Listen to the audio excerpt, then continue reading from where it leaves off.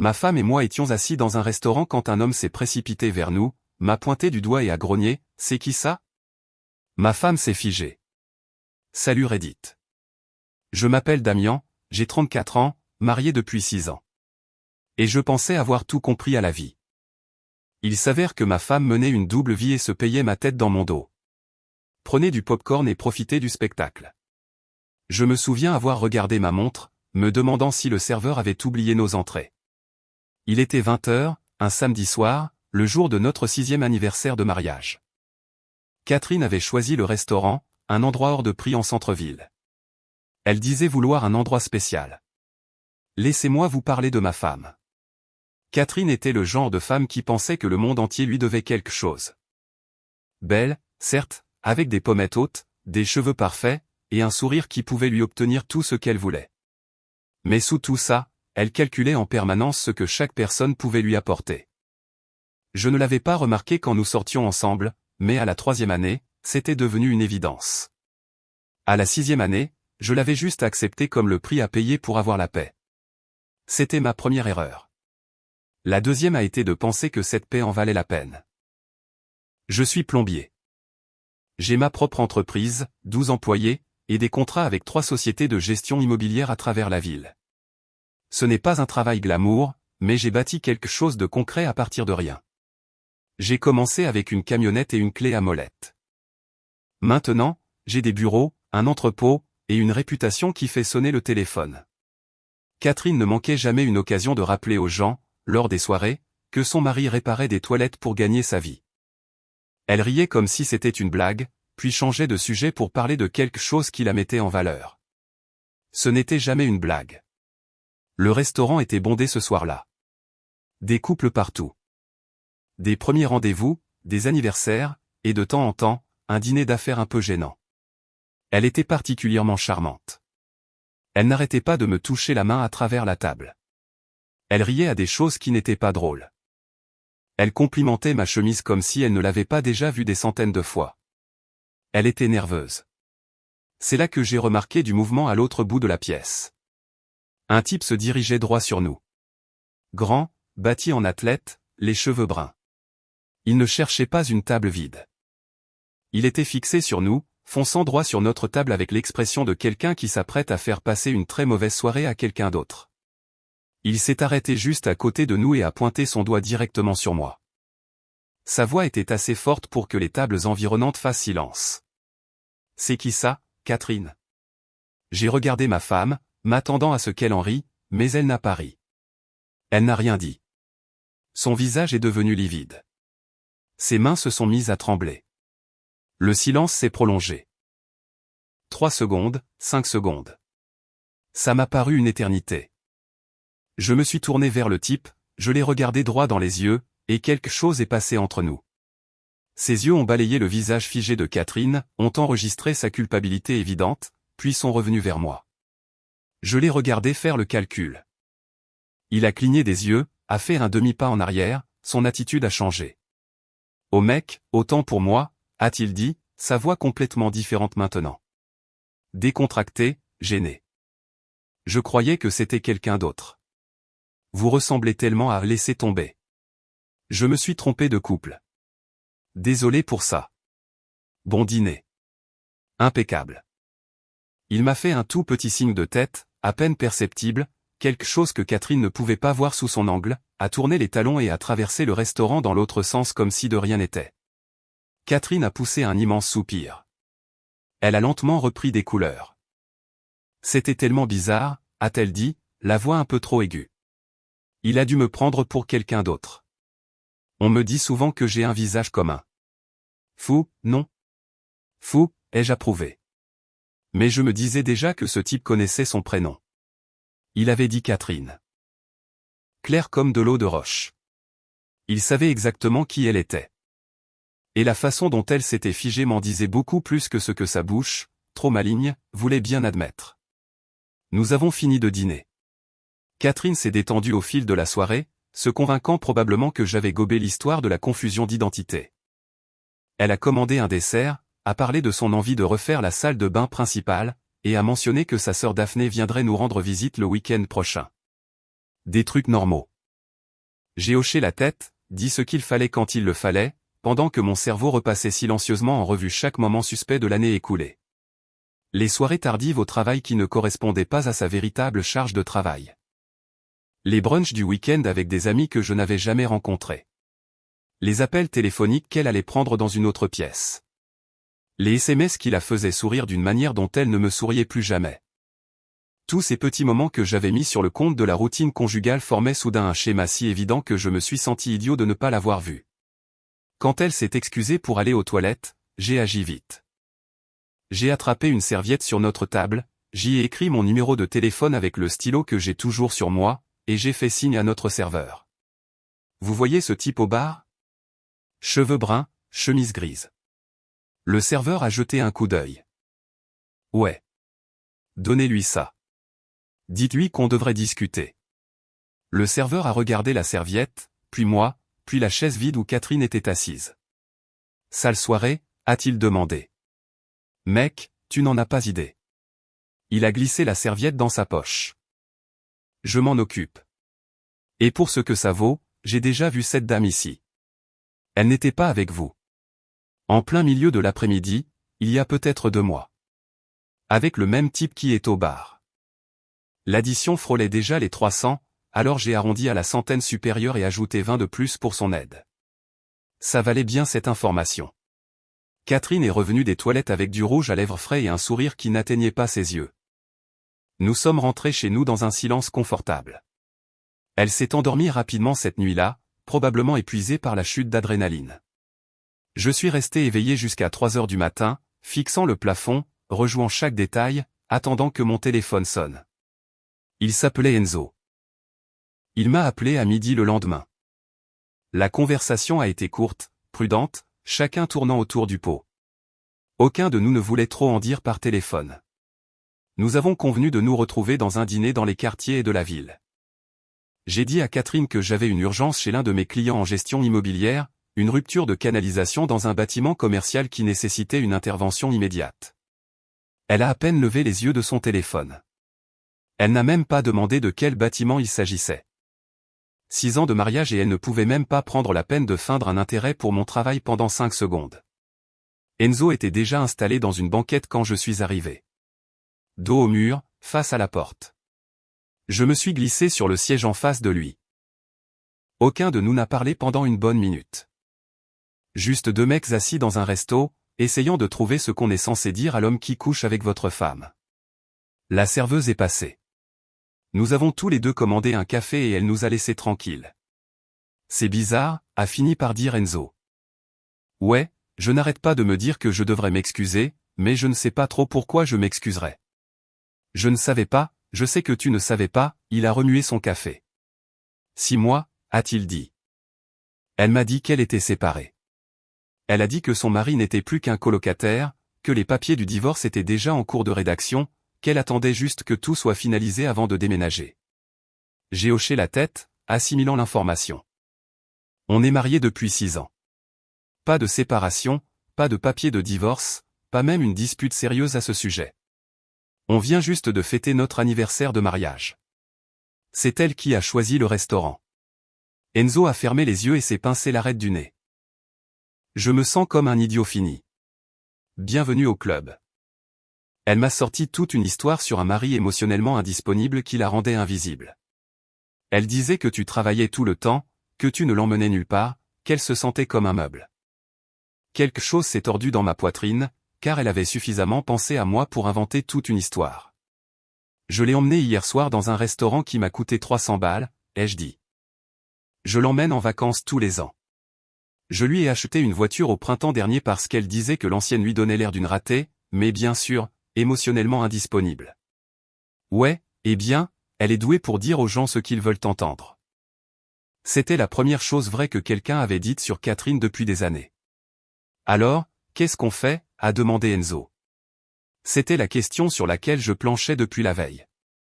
L'ancienne version de moi-même aurait confronté Catherine immédiatement, exigé des réponses, et aurait probablement fini par passer pour le mari fou et jaloux, tandis qu'elle aurait pleuré, déformé la vérité et retourné la situation à son avantage par la manipulation. Je l'avais déjà vu opérer ainsi. quand une de ses amies l'avait accusée de répandre une rumeur lors d'une fête, Catherine avait tellement bien retourné la situation que l'amie avait fini par s'excuser. Cette femme pouvait manipuler n'importe qui. Je veux le divorce, ai-je dit. Mon avocat m'a dit que l'adultère pouvait jouer ici. Oui, j'avais déjà contacté un avocat ce matin-là. Si je peux le prouver, je m'en sors mieux lors du partage. Si c'est juste ma parole contre la sienne, elle a une chance sur 2, plus toute une vie de pratique pour se faire passer pour la victime. Et tu veux mon aide. Tu la fréquentes depuis 6 mois. Tu connais son emploi du temps, ses mensonges, ses habitudes mieux que moi à ce stade. Aide-moi à tout documenter. Et je m'assurerai que tu t'en sortes sans une égratignure. Juste 2 gars qui se sont fait berner par la même femme et qui prennent leur revanche ensemble. Enzo y a réfléchi, a tapoté ses doigts sur la table, a regardé par la fenêtre. J'ai un bon boulot, a-t-il finalement dit. Une bonne réputation. La dernière chose dont j'ai besoin, c'est d'être connu comme le type qui a brisé le mariage d'un père de famille. Tu n'as rien brisé du tout. C'est elle. Je t'offre une chance de faire partie de la solution au lieu de faire partie du problème.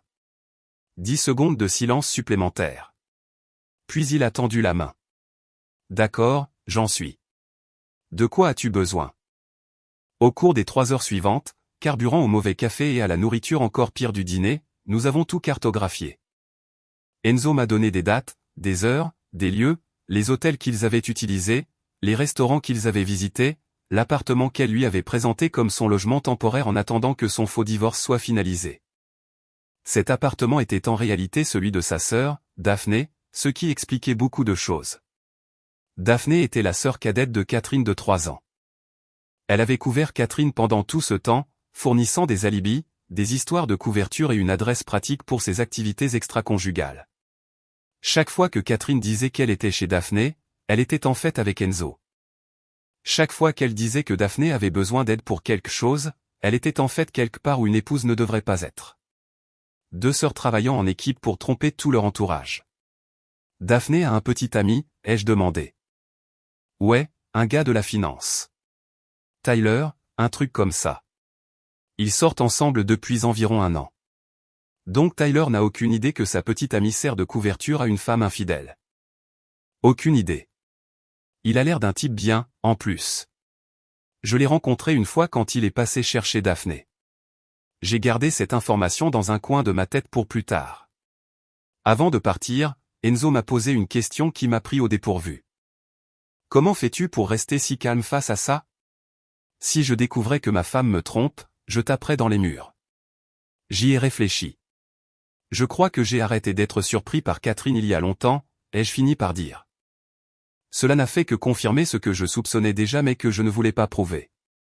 Il a hoché la tête comme s'il comprenait. Pour ce que ça vaut, elle parlait parfois de toi. Elle te faisait passer pour un vrai minable. Mais assis ici en face de toi, je vois un gars qui s'apprête à régler ses affaires comme un chef. Merci, Enzo. Maintenant, trouvons comment la faire tomber. Il a souri. Je crois que je vais aimer travailler avec toi. Les 3 semaines suivantes ont été la période la plus productive de ma vie.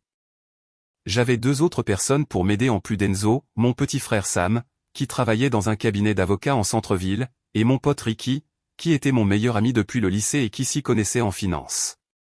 À nous 4, nous avons commencé à monter un dossier. Sam m'a expliqué ce dont j'aurais besoin pour un divorce pour faute dans notre état, le type de preuve qui comptait, comment protéger mes actifs avant de déposer la demande, ce genre de choses. Il m'a également mis en contact avec une avocate spécialisée en divorce avec qui son cabinet avait déjà travaillé, une femme nommée Margaret, qui avait la réputation de ne pas plaisanter. Ricky m'a aidé à fouiller dans nos finances. Il a passé un week-end à éplucher les relevés bancaires et les historiques de cartes de crédit, à la recherche de tout ce qui clochait. Ce qu'il a trouvé m'a rendu malade. Catherine détournait de l'argent depuis plus d'1 an. De petites sommes, rien qui m'aurait sauté aux yeux, mais régulières. Elle avait également ouvert une carte de crédit dont j'ignorais l'existence, et accumulé $12 000 de frais. Des hôtels, des restaurants, un week-end au spa dont elle m'avait dit qu'il s'agissait d'une conférence de travail. Tout cela était documenté avec des dates qui correspondaient aux nuits où elle était censée être ailleurs. Elle n'essayait même pas de le cacher, a dit Ricky en faisant glisser une pile de relevés surlignés sur la table de ma cuisine. Elle s'est juste dit que tu ne vérifierais jamais. Elle s'était dit ça, en effet, jusqu'à maintenant. Pendant ce temps, Enzo continuait à voir Catherine comme si de rien n'était. Mais désormais, chaque interaction était une collecte de données. Il a sauvegardé chaque SMS, fait des captures d'écran de chaque mensonge, documenté chaque chambre d'hôtel et chaque réservation de restaurant. L'enregistrement vocal était l'idée d'Enzo. Il a mentionné que Catherine adorait se plaindre de moi pendant leur rendez-vous, donnant des détails précis sur à quel point son faux mariage était misérable. Alors, il a commencé à enregistrer ses conversations sur son téléphone. La qualité audio n'était pas parfaite, mais suffisamment claire pour entendre chaque mot qu'elle disait sur le fait que j'étais prévisible, à quel point notre vie commune était devenue ennuyeuse. Et comment elle avait gâché ses meilleures années avec quelqu'un qui ne comprendrait jamais ce qu'elle méritait. Cet enregistrement n'allait pas l'aider. Ricky est revenu avec une autre découverte au milieu de la 2e semaine. Il avait retracé une série de retraits en espèces qui ne correspondaient à aucune dépense régulière. En suivant la trace de l'argent, il a découvert que Catherine canalisait des fonds vers un compte d'épargne distinct, uniquement à son nom, depuis près de 2 ans. Pas d'énormes sommes, peut-être $5 000 au total, mais le schéma montrait que ce n'était pas impulsif. Elle ne vivait pas seulement une liaison. Elle préparait une stratégie de sortie. Elle prévoyait de te quitter de toute façon, a expliqué Ricky, la liaison a probablement accéléré les choses, mais regarde ses dépôts. Ils ont commencé avant même qu'elle ne rencontre Enzo. Elle préparait sa sortie pendant que tu pensais que vous construisiez une vie ensemble. Cela changeait complètement la donne.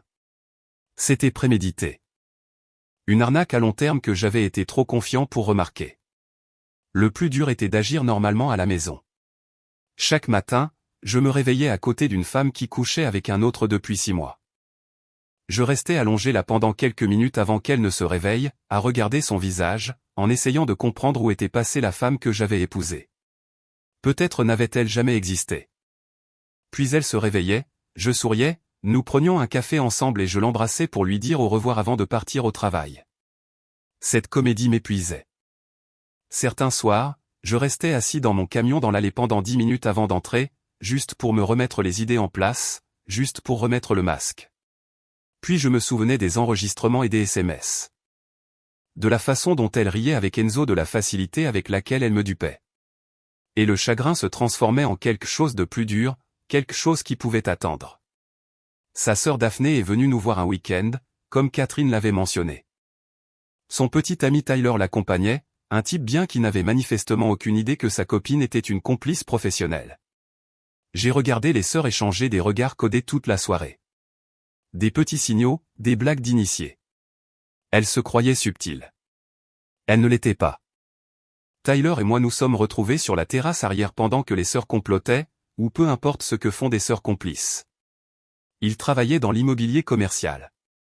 Il avait l'intention de demander Daphné en mariage dans l'année. Le pauvre gars n'en avait pas la moindre idée. Est-ce que Daphné a déjà parlé de vouloir s'enfuir pour se marier en secret, ai-je demandé, en gardant un ton désinvolte. Catherine n'arrête pas de dire que sa sœur veut officialiser les choses rapidement. Tyler a froncé les sourcils. Elle n'a rien dit de tel. Ça fait à peine 1 an et demi qu'on est ensemble. Je me disais qu'on prendrait notre temps. Faire les choses bien. Homme intelligent. Ne jamais se précipiter dans des engagements majeurs. Il a souri. C'est exactement ce que dit mon père. À la fin de la 3e semaine, j'en avais assez. Un dossier rempli de photographies, d'enregistrements, de relevés bancaires et de captures d'écran de SMS. Pas un dossier parfait, mais solide. Sam pensait que c'était suffisant pour déposer une requête en toute confiance. Ricky avait trouvé assez d'incohérences financières pour soulever de sérieuses questions. Enzo avait documenté assez de mensonges pour faire s'effondrer la version de mon ex-femme. Margaret a dit, nous avons une position de négociation forte, ce qui, dans le jargon des avocats, signifiait qu'elle n'allait pas aimer ce qui l'attendait. La seule question qui restait était de savoir quand et où j'allais abattre mes cartes. Les parents de Catherine organisaient un dîner de famille tous les mois chez eux. Son père, Jacob, était un entrepreneur à la retraite qui m'avait toujours traité comme un fils, me soutenant plus que mon propre père ne l'avait jamais fait. Sa mère, Diane, était gentille mais complètement aveugle, le genre de personne qui présumait le meilleur de tout le monde parce que c'était plus facile que d'affronter la réalité. La famille élargie tournait lors de ces dîners, un défilé de tantes, d'oncles et de cousins qui croyaient tous que Catherine était l'enfant prodige de la famille. Le prochain dîner mensuel avait lieu dimanche. Le timing était parfait. J'ai appelé Enzo ce soir-là. Ça te dirait de t'incruster à un dîner de famille? Il y a eu un long silence. Puis il a ri. Je croyais que tu ne me le demanderais jamais. La semaine qui a précédé le dîner de famille n'a été qu'une question de patience. Catherine ne se doutait de rien. Elle a passé la semaine à se plaindre de son manager au travail, à scroller frénétiquement sur les réseaux sociaux, et à envoyer des SMS en cachette à Enzo desquels pensait que je ne faisais pas attention. Je l'ai surprise en train de sourire à son téléphone au moins une douzaine de fois. Le plus étrange, c'était de voir à quel point tout semblait normal en surface. Nous dînions ensemble, regardions la télé ensemble, avions des conversations sur les courses, les factures, et sur la question de savoir si nous devions faire nettoyer les gouttières avant l'automne. 6 ans de mariage avaient forgé ses routines, ses habitudes, et elle continuait de tourner en pilote automatique, même si le tout était sur le point d'exploser. Mercredi soir, elle m'a dit qu'elle m'aimait, comme si cela faisait simplement partie de la routine. Je lui ai répondu la même chose, parce que garder le masque était plus facile que de déclencher une guerre trop tôt. J'ai finalisé les transferts financiers jeudi. Ricky m'avait aidé à ouvrir un nouveau compte dans une autre banque, un compte où le nom de Catherine n'apparaissait nulle part.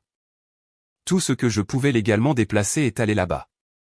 Notre compte commun avait encore assez d'argent pour couvrir les factures et ne pas éveiller les soupçons, mais les économies que j'avais accumulées pendant 10 ans en dirigeant mon entreprise, le fonds d'urgence, les comptes d'investissement, tout cela était désormais protégé.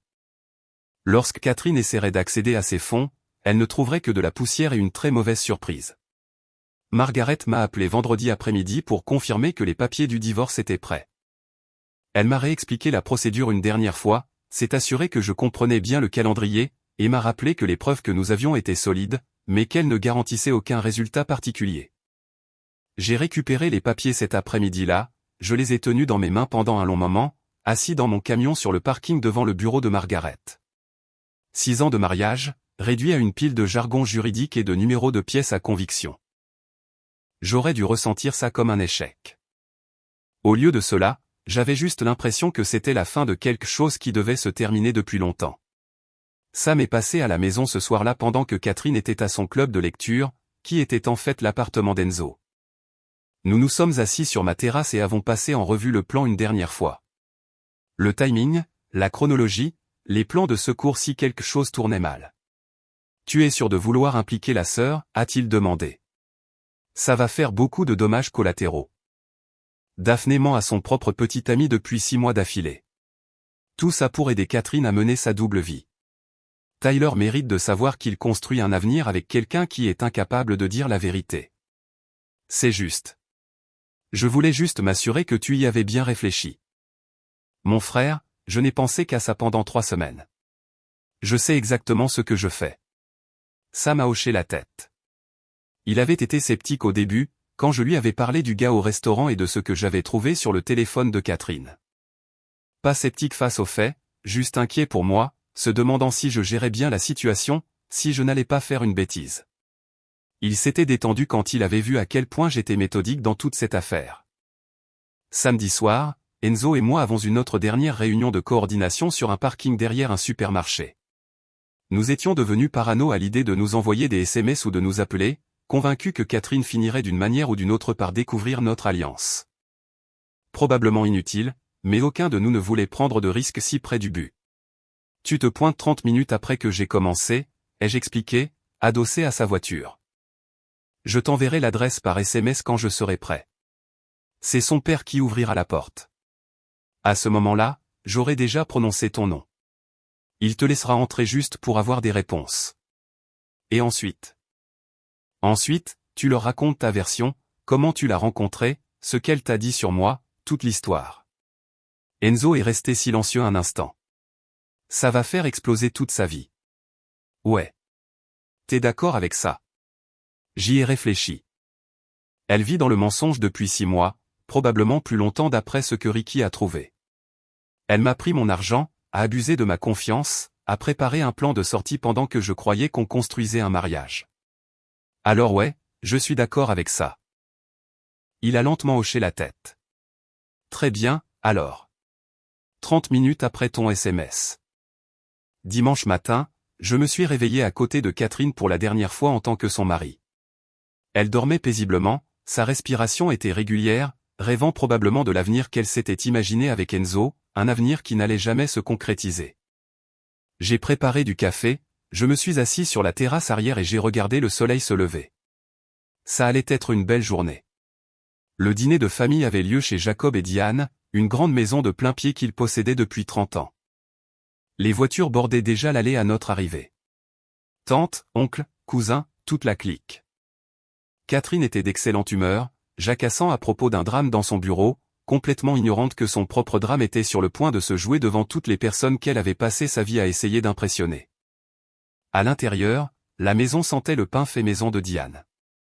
Des câlins à tout va, les banalités habituelles sur le temps et la circulation, et « tu as vu le match la semaine dernière ?»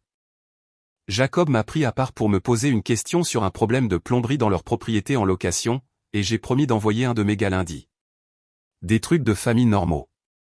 Daphné est arrivée avec Tyler environ 20 minutes plus tard. Elle portait des vêtements chers que Tyler avait probablement payés.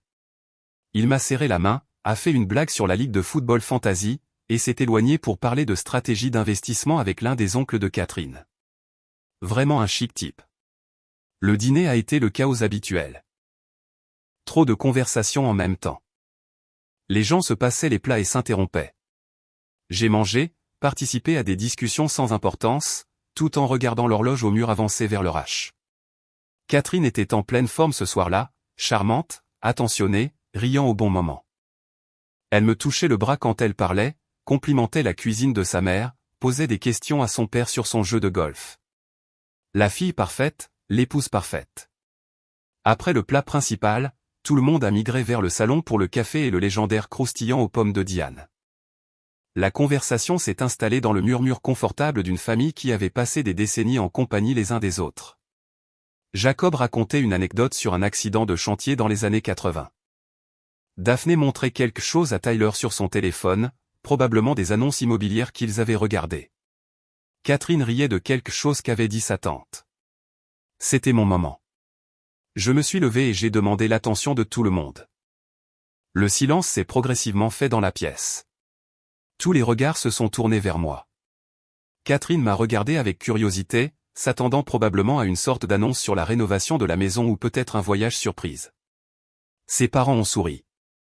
Je dois partager quelque chose avec vous tous, ai-je dit. Quelque chose que j'ai découvert récemment à propos de mon mariage. Le sourire de Catherine a vacillé. J'ai sorti le dossier. J'ai commencé par les photographies, toutes tirées du téléphone d'Enzo et de leur historique de SMS. Je les ai posées sur la table basse une par une, laissant chaque image raconter sa propre histoire. Un selfie d'eux dans un restaurant du centre-ville, assis très près, partageant un dessert. Une photo devant le hall d'un hôtel, le bras de lui autour de sa taille. Une photo qu'elle lui avait envoyée depuis l'immeuble de Daphné à 22 heures, un soir où elle m'avait dit qu'elle travaillait tard sur une date limite de projet. Ces photos ont été prises au cours des 6 derniers mois, ai-je dit. Ma voix était ferme. L'homme sur ces photos s'appelle Enzo. Il couche avec ma femme depuis le mois d'avril. Pendant une seconde, personne n'a bougé. Puis tout le monde a bougé en même temps. Jacob a commencé à se lever, puis s'est rassis. Diane a laissé échapper un petit gémissement blessé. L'une des tantes a dit « Oh mon Dieu !» assez fort pour que ça résonne dans toute la pièce. Catherine a bondi sur ses pieds, renversant sa tasse de café de la table d'appoint, et elle s'est brisée sur le sol. Mais personne n'a bougé pour nettoyer. C'est de la folie, a dit Catherine, la voix trop forte. Tu ne peux pas juste m'accuser d'eux. Je n'accuse personne de rien. Je présente des documents. J'ai lancé le premier enregistrement. La pièce est devenue totalement silencieuse alors que la voix de Catherine la remplissait, parlant de son mari ennuyeux, de la facilité avec laquelle elle le trompait, et à quel point elle avait hâte de commencer sa vraie vie avec quelqu'un qui l'appréciait vraiment. Ses propres mots, sa propre voix, diffusée devant tout ce qu'elle avait toujours essayé de tromper. Quand l'enregistrement s'est terminé, plusieurs personnes ont commencé à parler en même temps. Jacob demandait quelque chose à Catherine que je ne pouvais pas distinguer. Diane pleurait. L'oncle qui parlait d'investissement plus tôt avait l'air de vouloir disparaître dans les coussins du canapé. Catherine essayait de s'expliquer, ses mots se bousculant les uns les autres. Quelque chose à propos du contexte, du fait qu'elle vidait son sac et que je déformais les choses.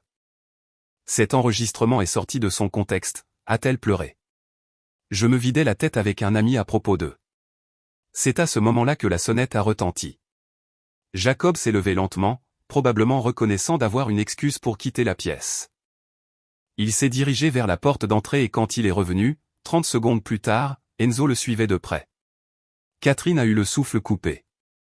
Elle a littéralement trébuché en arrière, manquant de tomber sur le bord du tapis. Tout le monde, ai-je dit, je vous présente Enzo. Ma femme lui a dit qu'elle était séparée et qu'elle demandait le divorce. Il n'avait aucune idée qu'elle était encore mariée jusqu'à il y a 3 semaines. Enzo avait l'air mal à l'aise, ce qui était logique. Une pièce pleine d'inconnus le fixant comme s'il était une pièce à conviction. « Salut » a-t-il dit, pas vraiment éloquent, mais que peut-on dire dans cette situation ? Ouais, donc votre fille m'a dit qu'elle était en gros célibataire. Le divorce devait prétendument être prononcé d'un jour à l'autre. Il s'avère que c'était loin d'être vrai. Catherine s'est retournée contre lui. La peur se transformant en fureur. Tu l'as aidé à faire ça. Tu l'as aidé à m'humilier. Tu t'es fait ça toute seule, a répondu Enzo. J'ai juste gardé les preuves. La voix de Jacob a tranché à travers le brouhaha. Basse, plate et dangereuse. Catherine, est-ce qu'un seul mot de tout ça est vrai? Elle a ouvert la bouche, l'a fermée, l'a rouverte. Pour une fois dans sa vie, les mots ne venaient pas, il y a plus, ai-je dit. Daphné. Le visage de Daphné est devenu livide. Tyler, qui avait regardé le chaos se dérouler comme un spectateur devant un accident de voiture, a soudain regardé directement sa petite amie. J'ai sorti le deuxième dossier. Des captures d'écran de conversation par SMS entre les sœurs. Daphné cochant Catherine sur les alibis à utiliser. Daphné confirmant qu'elle l'avait couverte quand Tyler demandait où elle était passée. Daphné riant de la facilité avec laquelle elle trompait tout le monde. Elle a couvert Catherine pendant tout ce temps, ai-je expliqué. Chaque faux alibi, chaque mensonge coordonné, chaque fois que Catherine prétendait être avec sa sœur, Daphné confirmait tout. Elle t'a menti, Tyler, pendant 6 mois d'affilée. Tyler a pris les feuilles imprimées, les a lues lentement. Son visage est passé par les mêmes émotions que tout le monde avait déjà traversées. La confusion, puis la compréhension, puis une colère froide et silencieuse. Tu m'as dit que tu rendais visite à ta mère, a-t-il dit à Daphné, d'une voix neutre. Tu m'as dit que tu avais une intoxication alimentaire. Tu m'as dit que ta voiture était tombée en panne 3 fois différentes. Tyler, s'il te plaît, laisse-moi t'expliquer. Non. Il m'a rendu les captures d'écran. Ne me contacte plus. Il est sorti sans dire un mot de plus. La porte d'entrée s'est refermée derrière lui. Daphné s'est effondrée en larmes. Catherine était toujours pétrifiée au milieu de la pièce. Leur mère sanglotait dans une serviette en papier.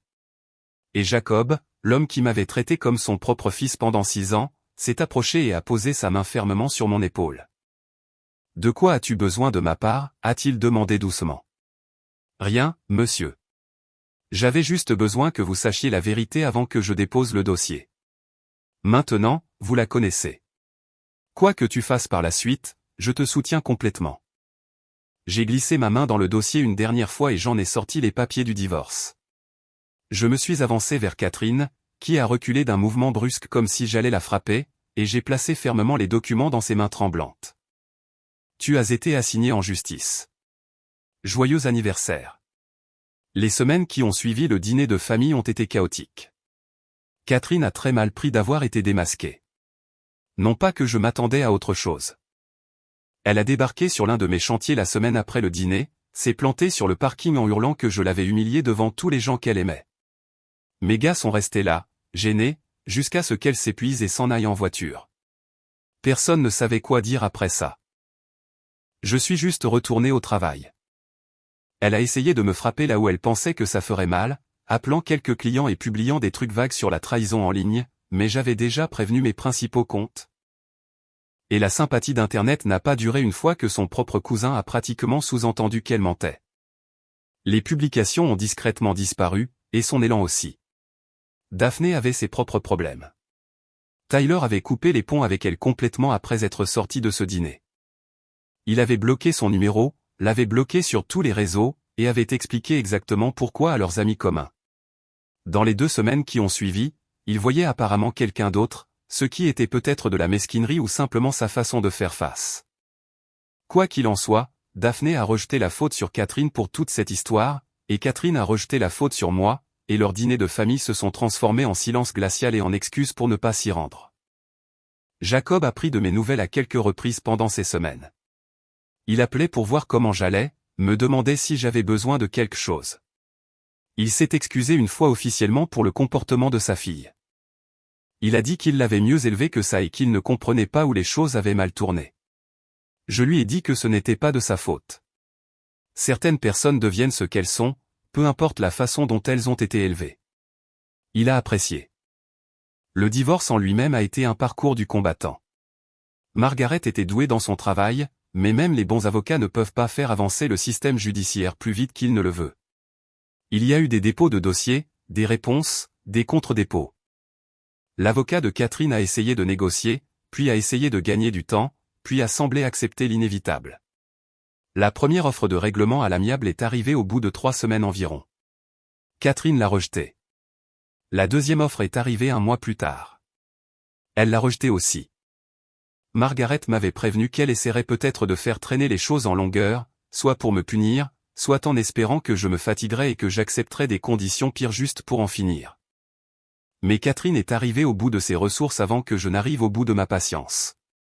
Peut-être que son avocat a fini par lui faire entendre raison.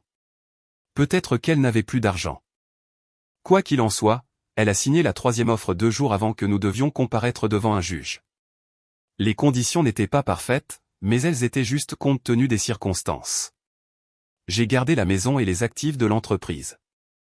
Elle a obtenu une indemnité qui était inférieure à ce qu'elle aurait été si elle avait simplement coopéré dès le départ. Ce week-end-là, la maison a enfin été entièrement à moi.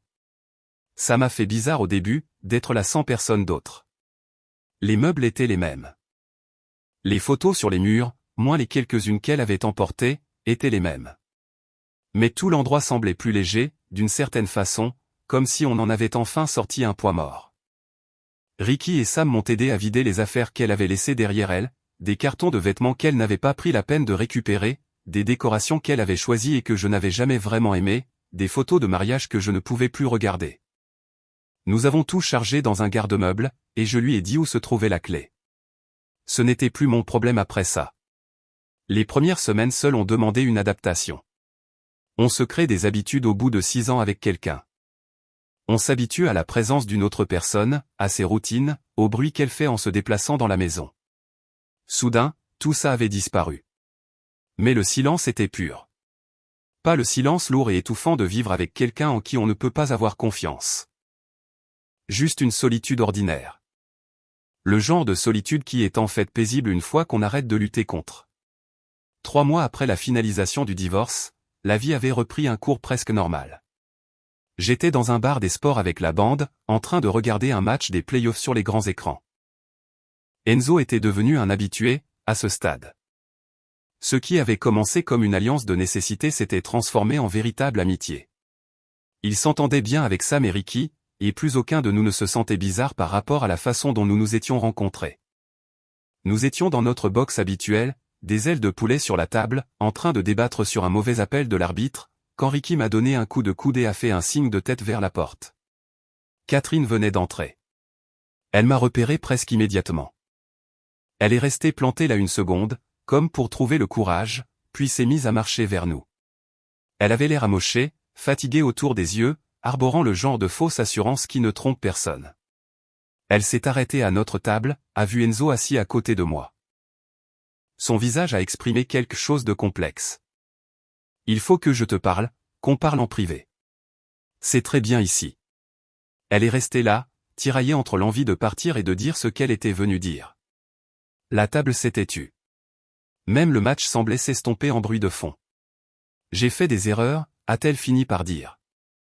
Je le sais, mais 6 ans, ça doit bien compter pour quelque chose. On pourrait réessayer. J'y ai réfléchi et je pense vraiment qu'on pourrait. Non. Tu ne m'as même pas laissé finir. Pas besoin. La réponse est non. Son expression a changé. Ce vieil éclair de colère dont je me souvenais de chaque dispute que nous avions eue. Tu vas vraiment rester assis là avec lui? Elle a fait un geste vers Enzo. Et faire comme si tu étais la victime ici. Comme si tu n'avais pas fait exploser toute ma vie? Enzo a juste haussé les épaules. Tu m'avais dit que tu allais divorcer. Il s'avère que c'était un mensonge.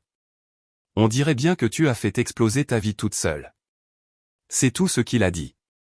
Une phrase lâchée d'un ton neutre, puis il est retourné à ses ailes de poulet comme si elle ne valait pas la peine qu'on s'y attarde. Ça a frappé plus fort que n'importe quelle insulte. Catherine a haussé le ton. Vous êtes tous assis là à me juger. Vous n'avez aucune idée de ce que j'ai enduré dans ce mariage. Vous n'en avez aucune idée. Madame. Le gérant était apparu de nulle part. Un grand gaillard qui avait l'air d'avoir géré des foules plus bruyantes que celle-ci. Vous allez devoir baisser le ton ou sortir. J'ai une conversation avec mon. Vous faites une scène. Réglez ça dehors ou je vous accompagne vers la sortie moi-même. Tout le bar regardait maintenant. Ce silence spécifique où tout le monde fait semblant de ne pas fixer. Catherine a regardé autour d'elle, a réalisé qu'elle avait perdu le public qu'elle pensait avoir, et quelque chose en elle s'est simplement dégonflé. Ce n'est pas fini, m'a-t-elle dit, mais il n'y avait aucune conviction derrière. Elle a tourné les talons et est sortie. Le gérant l'a regardé s'éloigner, a fait un signe de tête à notre table l'air de dire « désolé pour ça », et est retourné à son travail. Pendant quelques secondes, personne n'a rien dit. Puis Ricky a soufflé. Eh ben, c'était quelque chose. C'était surtout gênant, voilà ce que c'était. Sam a demandé « Tu vas bien ?» Et en fait, oui. La voir comme ça, désespérée, à bout de nerfs et n'ayant plus aucune carte à jouer. Je pensais que je ressentirais quelque chose. De la satisfaction, peut-être, ou de la culpabilité, mais je me sentais juste fatigué de toute cette histoire. Ouais, je vais bien. Le match est redevenu le centre d'attention. Quelqu'un à l'écran a fait une action qui valait la peine d'être débattue. Enzo a fait un commentaire sur les écarts de points. Ricky a fait signe à la serveuse pour avoir plus d'ailes de poulet. Et juste comme ça, nous sommes revenus à la normale. Des ailes de poulet, des mauvais coups de sifflet, et le genre de conversation facile que l'on a avec des gens qui assurent vraiment vos arrières. Catherine était probablement en train de rentrer chez elle en voiture à ce moment-là, rejouant toute la scène dans sa tête, cherchant à qui rejeter la faute. J'ai attrapé une autre aile de poulet, j'ai regardé le match, et je n'ai plus pensé à elle pour le reste de la soirée. Les gars, on est tellement proche d'atteindre les 100 000 abonnés sur cette chaîne. Si vous n'êtes pas encore abonné, pensez à le faire. Ça aide vraiment à passer ce cap des 100 000. Merci de faire de ce rêve une réalité.